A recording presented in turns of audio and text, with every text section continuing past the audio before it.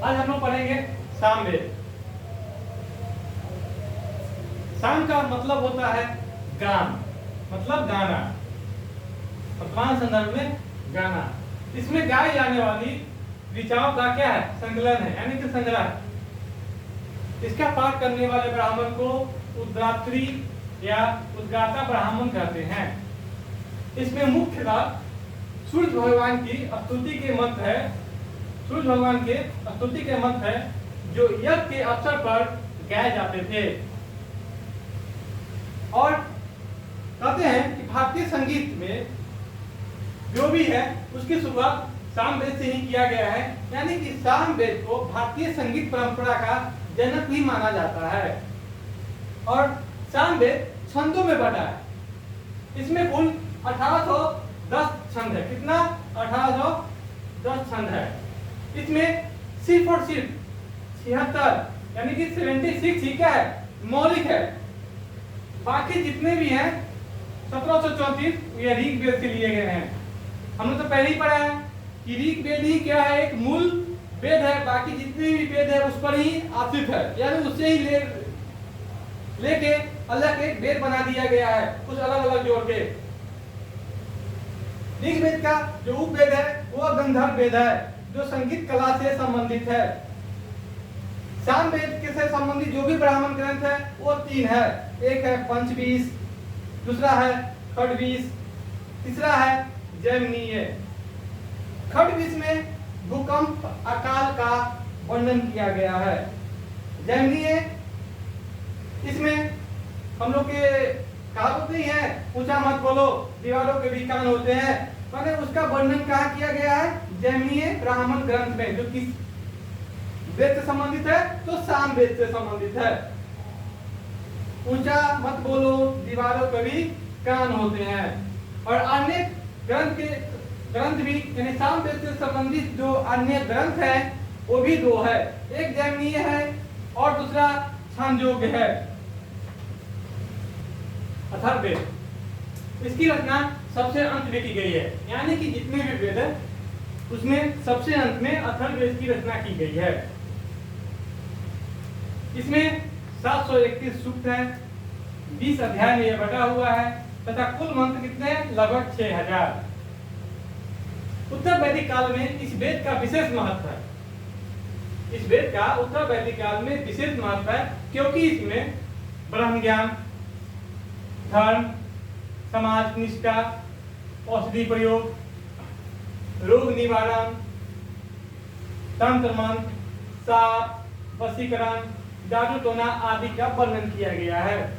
वर्तमान संदर्भ में भी देखें तो इसका ही ज्यादा महत्व है क्योंकि हमारा समाज आजकल इसी पर टिका हुआ है। इसमें अथर्ववेद में सभा और समिति को प्रजापति की 2 पुत्रियां कहा गया है। इसमें प्रजापति कौन है? सभा और समिति कौन है? प्रजापति मतलब परमपिता परमेश्वर ब्रह्मा, और सभा समिति जब हम वैदिक काल में आएंगे तो वैदिक काल के शुरुआत में यहाँ 2 समूह मिलेगा। एक सभा होगा और समिति जो राजा के कार्य करने में सहायता करेगी, जो आगे इसको हम विस्तार से पढ़ेंगे। इस वेद में आर्य और अनार्य यानी कि भारत में आर्य अनार्यों के विचारधाराओं का क्या मिलता है? समन्वय मिलता है, यानी कि दोनों आपस में एक दूसरे का अपना विचार मिल गया, जिससे एक नया विचारधारा का उत्पत्ति हुआ। अथर्ववेद में राजा परीक्षित को कुरुओं का राजा कहा गया है। राजा परीक्षित कौन है? ये बड़ा सवाल कि राजा परीक्षित कौन है। अब हम लोग चलेंगे महाभारत युग में, जब अभिमन्यु मारा जाता है। अभिमन्यु किस में मारा जाता है? चक्रव्यूह में, यानी कि कौरवों के द्वारा रचाए गए चक्रव्यूह में अभिमन्यु मारा जाता है। और उस समय अभिमन्यु के पत्नी के पेट में एक बच्चा रहता है, राजा परीक्षित, जो पंचाली के 5 जो पुत्र होते हैं उसको सुदामा द्वारा मारे जाते हैं। उसके बाद कुरु वंश का ये अकेला 22 बच जाता है, जो उसके गर्भ में अभिमन्यु की पत्नी के गर्भ में पल रहा होता है। लेकिन अश्वत्थामा ने क्या किया? परमास्त्र उसके इस पर छोड़ दिया, जिसके कारण इसके गर्भ में ही मृत्यु हो गई। लेकिन भगवान श्री कृष्ण ने क्या किए, इसे जिंदा करके कुरु वंश को एक राजा दिए, यानी कि कुरु वंश को अनाथ होने से बचाए। यही राजा परीक्षित क्या है, वही पांडव यानी वही कौरवों का वंशज है जो कुरु का राजा बनेगा बाद में, और यह कुरुक्षेत्र कुरुक्षेत्र ये कुरु का जो राज होगा उसको समृद्धशाली स्तर पर पहुंचाएगा।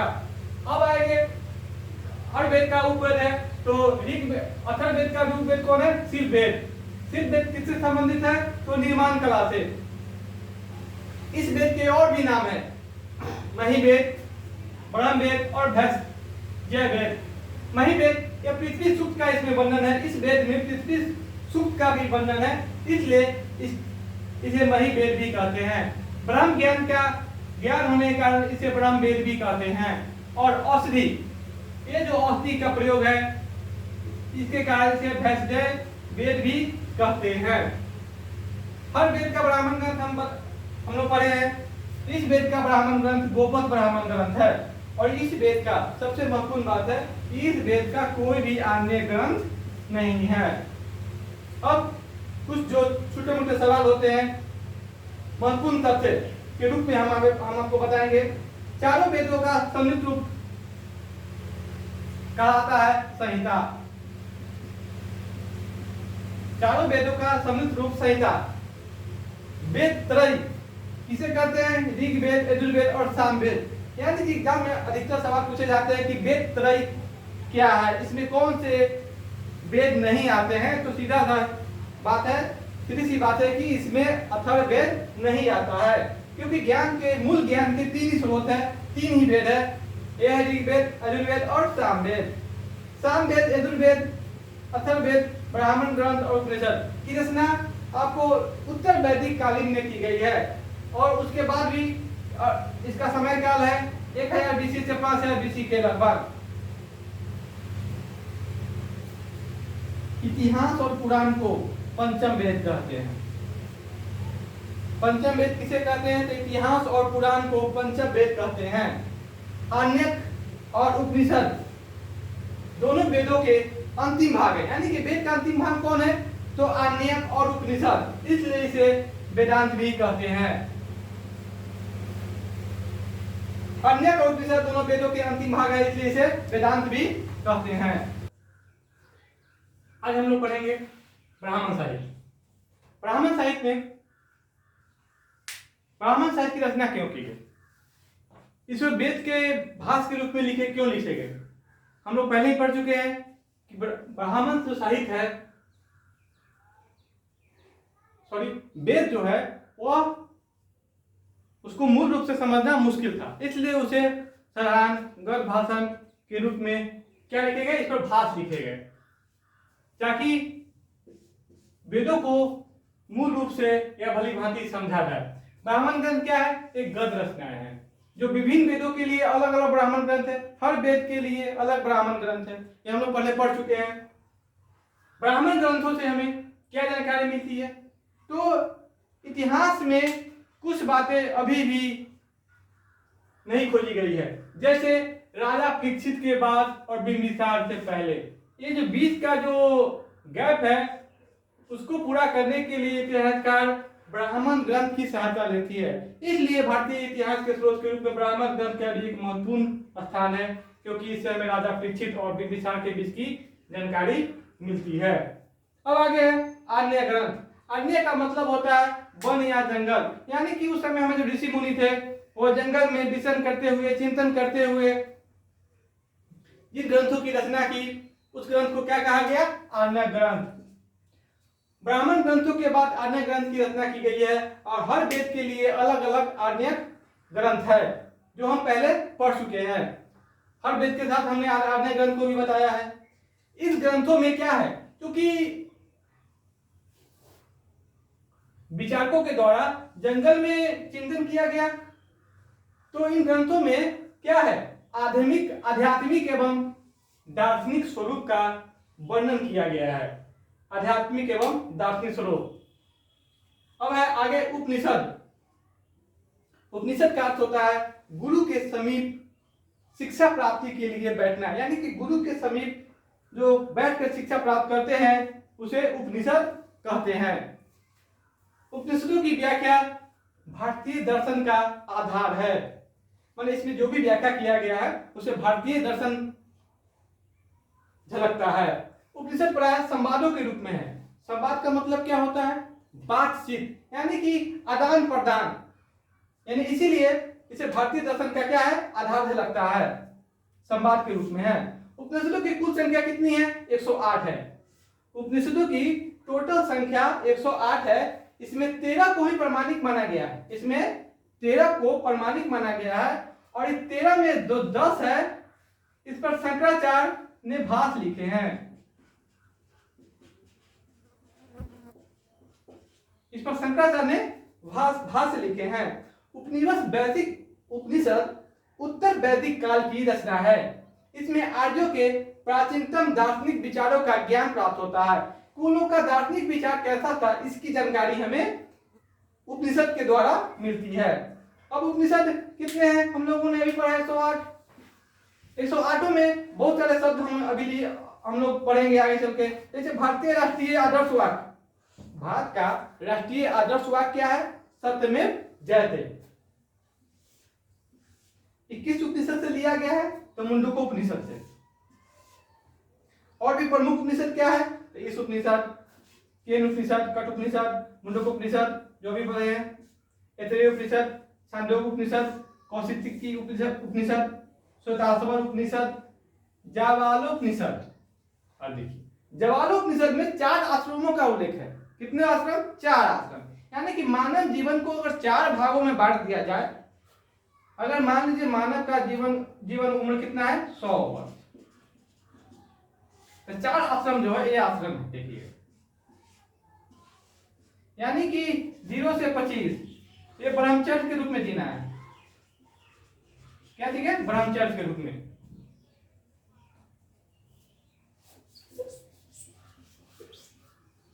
क्या चीज रूप जीना है? ब्रह्मचर्य के रूप में।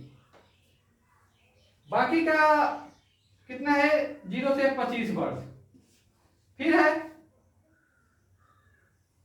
25 से, सॉरी इसको यहां लिख लेते, सब चर्चा आएगा। 100 वर्ष, यानी मानव, किसी एक मानव की उम्र 100 वर्ष मान ले, 100 वर्ष, तो 100 वर्ष में इसको 4 भागों में हम लोग विभाजित कर लेते हैं। 0 से 25, 25 से 50, 50 से 75, 75 से 100। इसको ब्रह्मचर्य के रूप में जीना है। ब्रह्मचर्य 25 से 50 गृहस्थ के रूप में जिंदगी जीना है। 50 से 75 वानप्रस्थ, यानी कि जंगल में रह के अध्ययन, चिंतन, मनन करना है। 75 से 100 हो गया आपको संन्यास, यानी कि इस समय ये उम्र संन्यास का होता है। इस हर चीज के चिंतन से मुक्त हो जाइए और संन्यास का जीवन धारण कर लीजिए। ठीक है,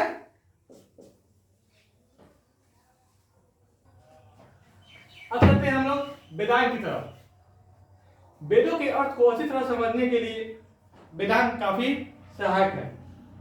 वेदांत का अभिप्राय है जिसके द्वारा किसी वस्तु के स्वरूप को समझने में सहायता मिले। इसकी रचना संस्कृत में की गई है। इसकी संख्या 6 है। इसमें आपको शिक्षा, कल्प, व्याकरण, निरुक्त, छंद और ज्योतिष, ये 6 वेदांग मिलकर वेदों के अर्थ को भली भांति समझने में सहायक होते हैं। व्याकरण के बारे में तो हम लोग जानते ही हैं, अष्टाध्यायी, पाणिनि,